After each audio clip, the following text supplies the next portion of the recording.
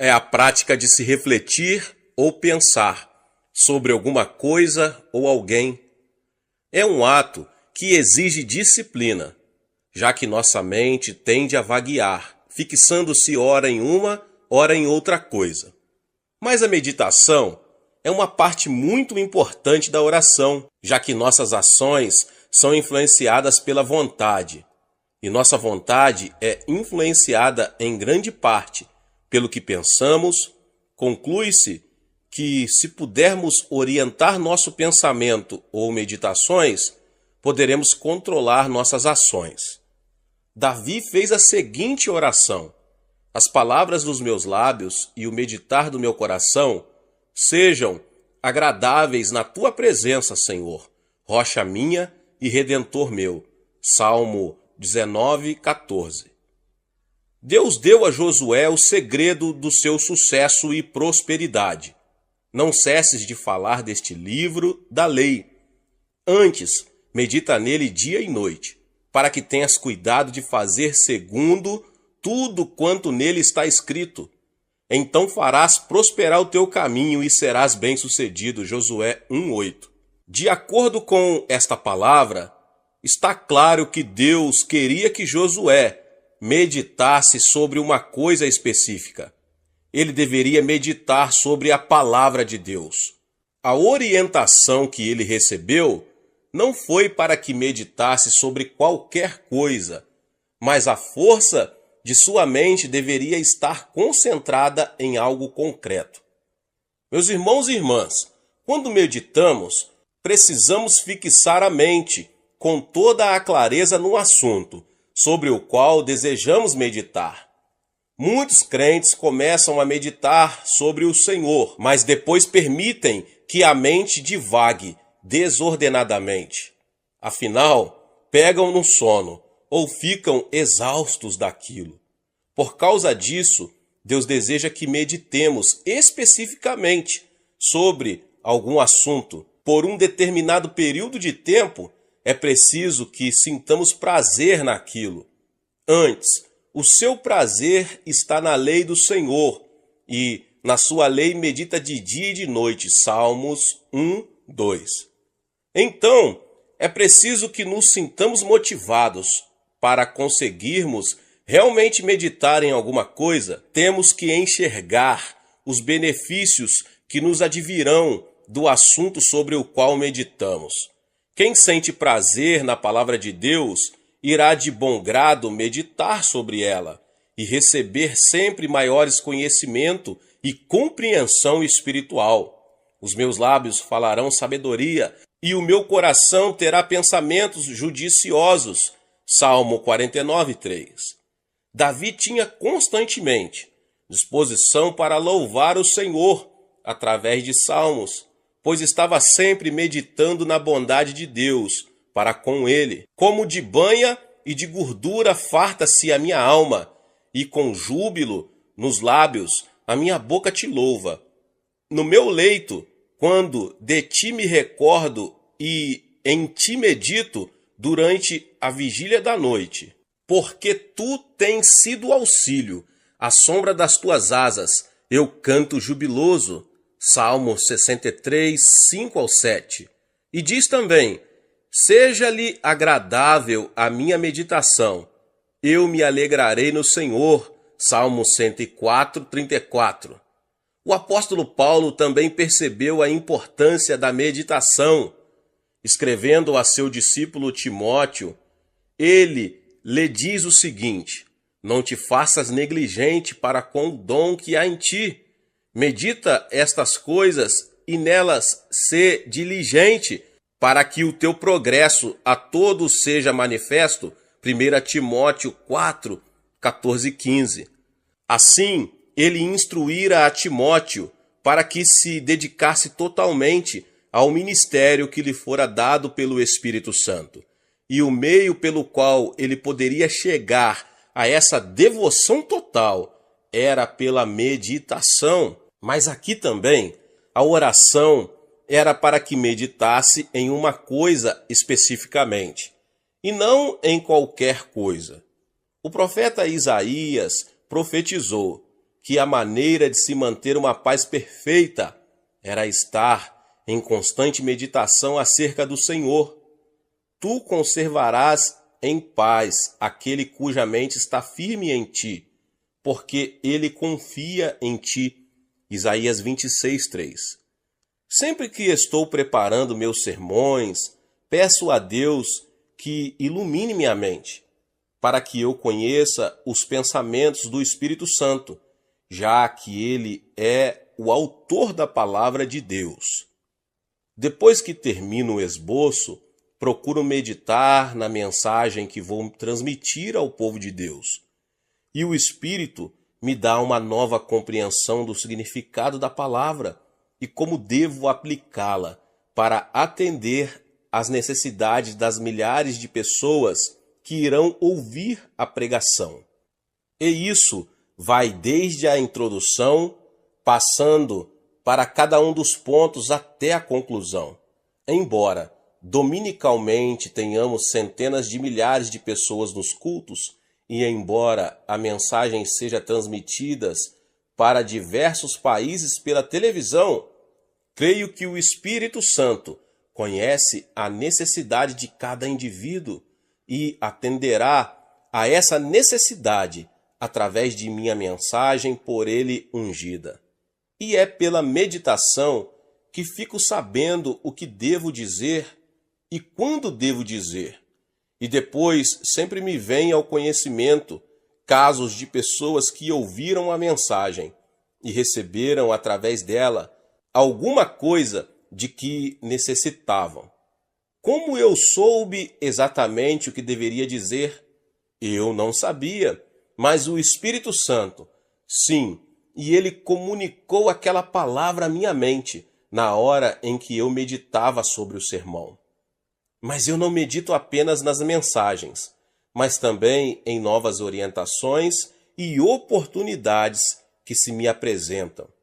É possível que um novo ministério pareça muito interessante à nossa mente racional, mas na verdade esconde problemas e armadilhas que surgirão mais tarde e que agora não enxergamos. Então, confio muito na paz de Deus que guardo no coração.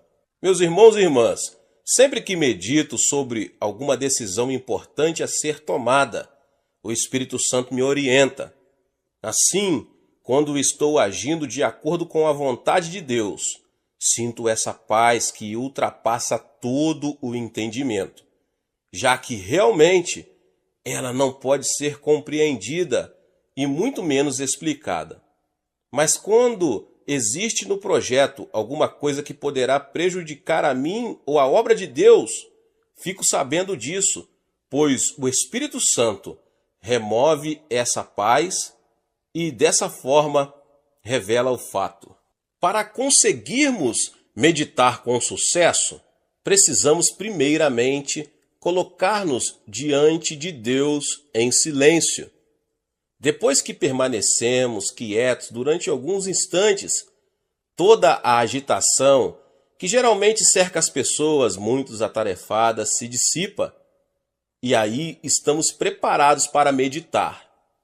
Tem um sentido que são precisos pelo menos 30 minutos para chegarmos a essa condição de quietude diante de Deus. E é por isso que dizemos que a disciplina é um fator muito importante para obtermos sucesso como guerreiros da oração. Não podemos permitir que os conflitos internos venham perturbar nosso espírito. Não podemos permitir que conflitos externos venham perturbar nossa paz. Para termos uma genuína experiência de meditação, precisamos manter um coração silencioso diante de Deus. Após o capítulo 39 de seu livro, Isaías faz uma interrupção bastante natural. Ele decorre de uma mudança de direção na maneira em que o profeta transmite a palavra de Deus. Quando Deus encerra as profecias de punição nesse capítulo, ele passa a consolar seu povo no capítulo 40. E esse capítulo, então, é concluído com uma exposição dos princípios divinos. Faz forte ao cansado e multiplica as forças ao que não tem nenhum vigor. Os jovens se cansam e se fatigam, e os moços de exausto caem. Mas os que esperam no Senhor renovam as suas forças, sobem com asas como águias, correm e não se cansam, caminham e não se fatigam. Isaías 40, 29 ao 31. O princípio evidente nesses versos é o de que a força natural não é suficiente para realizar a obra perante o povo de Deus. Para isso, é necessário possuir uma força que ultrapassa a da juventude e da capacidade natural. Qualquer pessoa que se dispuser a esperar no Senhor pode ser qualificada para realizar a grande tarefa que se acha à sua frente, pois a fonte de suas energias não é natural, mas sim espiritual. Existem muitas pessoas hoje em dia que se acham tão atarefadas que não dispõem de muito tempo para a oração e muito menos para esperar diante do Senhor em meditação na palavra. Assim, não conseguem ouvir a voz interior do Espírito Santo, já que ela não é muito alta. Elias aprendeu essa verdade. Ali entrou numa caverna onde passou a noite, e eis que lhe veio a palavra do Senhor e lhe disse: Que fazes aqui, Elias?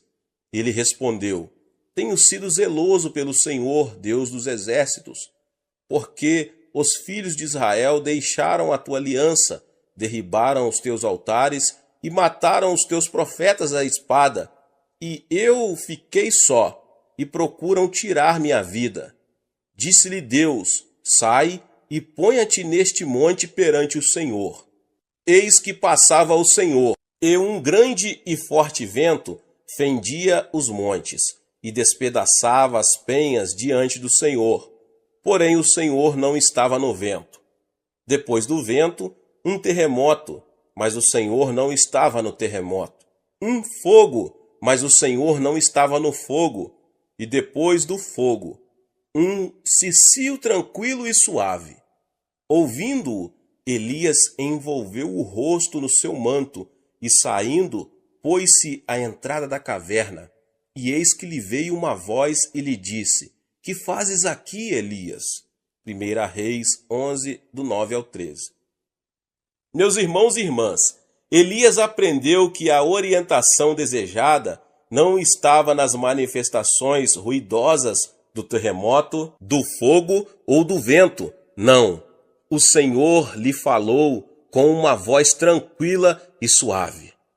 A condição para ouvirmos a voz de Deus é ficar em silêncio e meditar na palavra. Se estivermos por demais atarefados para meditar, estaremos muito ocupados também para ouvi-lo. Contudo, não podemos encarar com descaso a questão de se ouvir a voz de Deus. Devemos sempre lembrar que tudo o que o Senhor tinha a dizer sobre temas doutrinários já o disse nas Escrituras. Então, sempre que ele nos disser alguma coisa, nunca irá contradizer a Bíblia, sua palavra revelada e inspirada. O cânone das Escrituras encerrou-se com o último versículo de Apocalipse, que conclui com as seguintes palavras: Se alguém lhes fizer qualquer acréscimo, Deus lhe acrescentará os flagelos escritos nesse livro. Apocalipse 22, 18. Um dos aspectos da meditação que eu, pessoalmente, mais aprecio é o que chamo de dar um passeio espiritual. Assim como gosto das raras oportunidades de dar um passeio a pé, sem destino específico, assim também gosto de meditar, ou esperar no Senhor sem um objetivo específico em mente.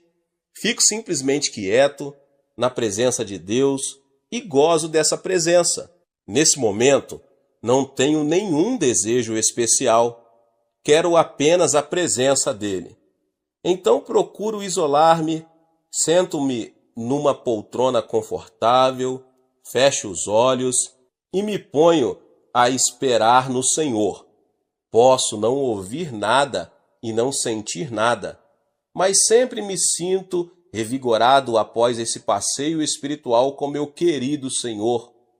Esse tipo de refrigério espiritual pode durar horas e horas.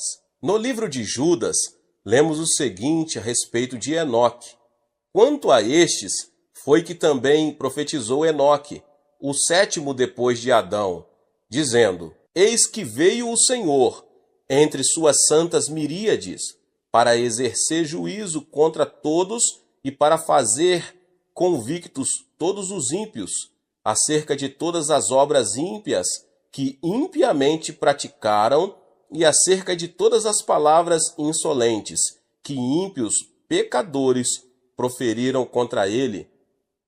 Mas Gênesis diz apenas o seguinte: andou Enoque com Deus, e depois que gerou a Matusalém, viveu 300 anos e teve filhos e filhas. Todos os dias de Enoque foram 365 dias. Andou Enoque com Deus e já não era, porque Deus o tomou para si. Gênesis 5, 22 ao 24. O que aconteceu com Enoque, meus irmãos? Enoque foi um profeta no início da existência humana na terra. Nessa época, os homens ainda conheciam os fatos acerca do jardim do Éden. Isto é, sabiam da experiência de Adão, quando este caminhava com o Senhor na viração da tarde. E Enoque proferiu profecias relacionadas com uma época em que estava para vir, a segunda vinda de Cristo, para executar julgamento sobre a terra. No decorrer de seu ministério, porém, ele aprendeu a caminhar com Deus. Deus apreciava tanto o prazer que tinha na companhia dele, que diz a Bíblia, e já não era.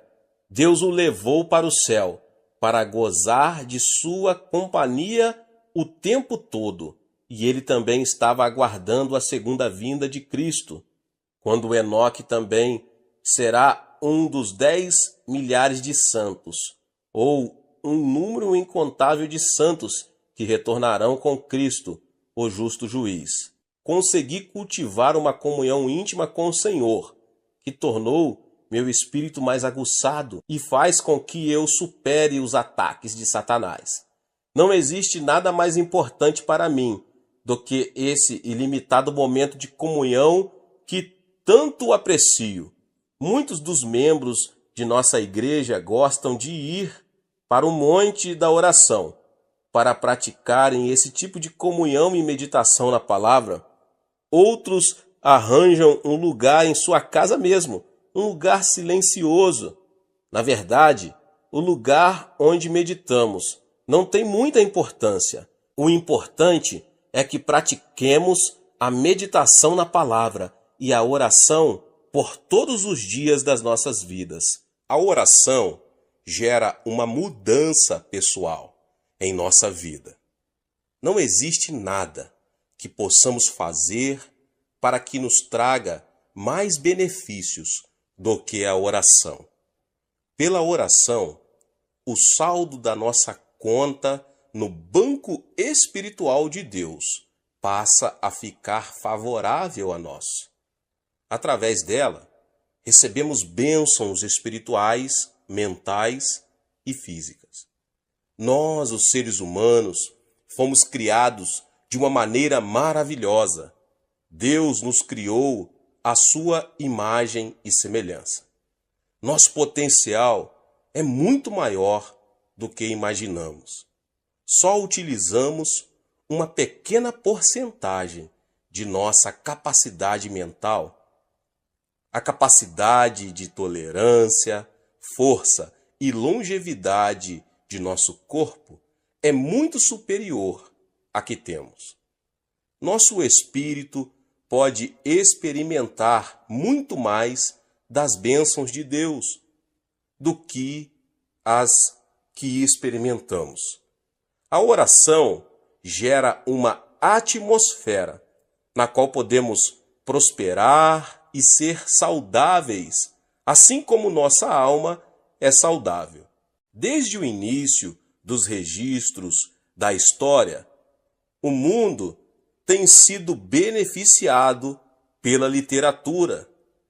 Tenho apreciado os escritos de muitos homens do mundo ocidental, e principalmente da língua inglesa. Na minha opinião, não existe outra pessoa capaz de construir uma frase melhor do que Shakespeare. Entretanto, existe uma obra literária que é mais importante do que toda a literatura humana somada. Esta obra não é estática, mas está constantemente sendo escrita por Deus. Então, os que temiam ao Senhor falavam uns aos outros. O Senhor atentava e ouvia. Havia um memorial escrito diante dele para os que temem ao Senhor e para os que se lembram do seu nome. Eles serão para mim particular tesouro, naquele dia que prepararei, diz o Senhor dos Exércitos. Poupá-los-ei como um homem poupa a seu filho que o serve. Deus escreveu e ainda está escrevendo um livro intitulado Livro Memorial. Aqueles que param para pensar e meditar descobrem que Deus está fazendo um registro meticuloso de tudo. Podemos apenas fazer ideia da riqueza das meditações espirituais e ideias que alguns homens tiveram a respeito de Deus nestes séculos todos. Apreciamos a intensa beleza dos salmos que Davi escreveu quando pensava em sua comunhão com Deus. Mas e os pensamentos que nunca foram escritos? O Novo Testamento, ele nos fala sobre o livro da vida. Paulo e João, ambos falam sobre a importância de se ter o nome citado no livro da vida do Cordeiro. O primeiro livro de Filipenses e o segundo no Apocalipse, Cristo, o Cordeiro de Deus, está fazendo registros acurados a respeito dos remidos. Mas o aspecto mais importante deste livro que Deus está escrevendo é que isso mostra que o Senhor faz anotações, não fica perdido. Nada do que se faz para Ele é em vão. Quantas vezes esquecemos coisas que os outros fazem por nós?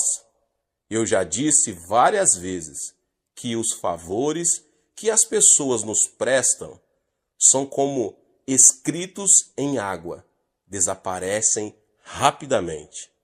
Mas o que elas fazem contra nós é escrito em placas de pedra, está sempre sendo lembrado.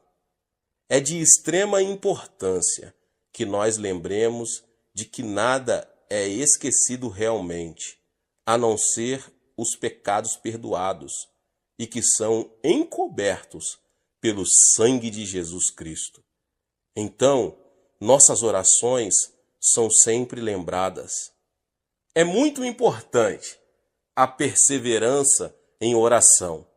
Não sabemos quanto tempo temos de orar para que Deus atenda a nossa petição. Para Daniel, sua oração ajudou o anjo Gabriel a vencer a oposição espiritual que se defrontaria durante 21 dias. Deus ouviu sua oração, que foi registrada em sua conta. Vemos em Lucas 11 a resposta que Jesus deu a seus discípulos quando estes lhe pediram: ensina-nos a orar. Como resposta, ele contou-lhes uma história. Um homem pede a um amigo que lhe empreste 3 pães. O homem chega numa hora bem inoportuna, de noite, quando o outro já estava deitado. Contudo, a grande necessidade leva aquele que pede a insistir em seu pedido. E então Jesus explica: digo-vos que se não se levantar para dar-lhes por ser seu amigo, todavia o fará por causa da importunação, e lhe dará tudo o de que tiver necessidade. Lucas 11:8. Algumas de nossas petições precisarão ser repetidas muitas e muitas vezes, até que venha a resposta. E a ordem que temos é para que perseveremos em oração, seja por causa de oposição espiritual ou por outra razão qualquer. Nunca desista de orar por um problema.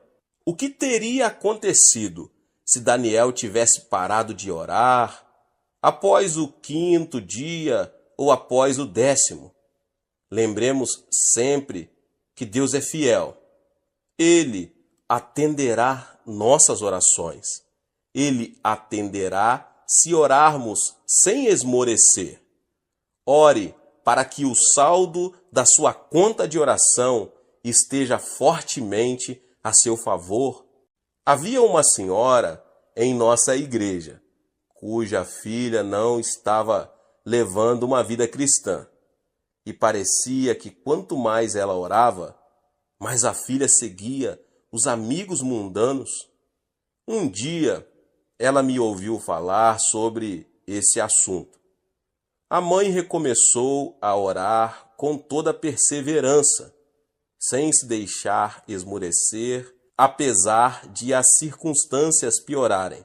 Certo dia, quando orava, sentiu no coração que seu saldo já era suficiente para resolver aquele problema espiritual. Naquele instante, teve a certeza interior de que Deus já havia realizado a obra. Alguns dias depois, a filha veio à igreja e se entregou ao Senhor Jesus. Hoje, as duas estão servindo a Deus fielmente. Apesar de todo o avanço da moderna ciência médica, as pessoas ainda sofrem com doenças e também com enfermidades. Dizem os médicos que as maiores causas de morte hoje em dia são as doenças do coração e o câncer. Afirmam também que a maioria de nossos problemas físicos é provocada por estresse. As pessoas vivem atemorizadas, com medo de uma destruição e extermínio nuclear. As pressões que se tem hoje em dia estão afetando a vida de todo o mundo, até mesmo nas regiões mais remotas. O que pode ajudar o homem do século XX a superar o estresse e as ansiedades que o atormentam? A resposta dessa pergunta não é nenhuma novidade, mas está sendo bastante esquecida na sociedade moderna. A resposta é a oração. Paulo escreveu o seguinte à igreja de Filipos: não andeis ansiosos de coisa alguma, em tudo, porém sejam conhecidas diante de Deus as vossas petições, pela oração e pela súplica, com ações de graça. E a paz de Deus, que excede todo o entendimento, guardará o vosso coração e a vossa mente em Cristo Jesus. Nós, os crentes, temos uma escolha a fazer. Ou podemos ficar aflitos, ou então confiar em Deus. Podemos deixar que nosso coração e mente fiquem cheios das preocupações deste mundo, ou então podemos orar. Quais são os benefícios da oração? A oração atua sobre a causa e não apenas sobre os efeitos de um problema. Se a maioria de nossas enfermidades é causada por ansiedade, então a melhor maneira de se eliminar os sintomas que se resultam da ansiedade é cuidar dessa causa, isto é, eliminar a ansiedade. Paulo revela aos Filipenses o segredo para se viver sem ansiedade: oração. Quando oramos, estamos colocando nas mãos de Deus o problema que nos deixou ansiosos, e pelas ações de graça, deixamos o problema nas mãos dele e não o pegamos de novo, resolvendo o problema da ansiedade. Com o tempo, a maioria dos sintomas simplesmente poderá desaparecer. Uma vida espiritual, assim, dará como resultado em nós uma paz que ultrapassa nossa compreensão natural. Como agora estamos confiando totalmente no Pai Celeste, que é a nossa eterna fonte de recursos, não temos mais que ficar temerosos. Podemos viver em paz. As pessoas do mundo não compreendem isso, pois lhe parece tolice. Hoje, os homens querem fazer tudo por si mesmos. Somos a geração de eu cuido de mim. A última coisa que o homem do mundo quer é confiar em alguém e principalmente em Deus. Por causa disso, muitos estão aí sofrendo de úlceras estomacais, ataques cardíacos e câncer, hoje mais do que nunca. E, no entanto, todos podemos ter uma vida cheia de paz. Temos que entregar nossos problemas a Deus em oração e assim podemos levar uma vida saudável. O desejo do meu coração é motivar você a se dedicar mais à oração. Você deve orar como nunca orou antes. Você sempre teve consciência de que precisava orar muito, mas talvez não arranjasse tempo para isso. Estava por demais atarefado. Que outra razão eu teria para ministrar sobre a oração se não fosse o interesse de levar a todos a orarem mais? Eu não iria passar por todos esses lugares ministrando se fosse para você voltar a ser como antes depois de me ouvir. Então Deus ministrou ao meu coração para que expusesse aqui nesta palavra várias ideias de que podem motivá-lo a orar muito mais. Já vimos e ouvimos como a oração gera poder em nossa vida e entendemos que precisamos de mais poder para enfrentar os novos ataques de Satanás, as táticas mais complexas que ele emprega hoje. Nós vimos também a razão dos ataques do diabo contra o povo de Deus. Foi ministrado também o modo de superar esses ataques. A oração aguça nossa compreensão espiritual. Por meio dela, nos tornamos mais conscientes das realidades espirituais em todas as áreas da vida. A oração também é a porta para uma comunhão mais íntima com o Espírito Santo. Só aprendemos a atuar bem com nosso dom depois que aprendemos a orar.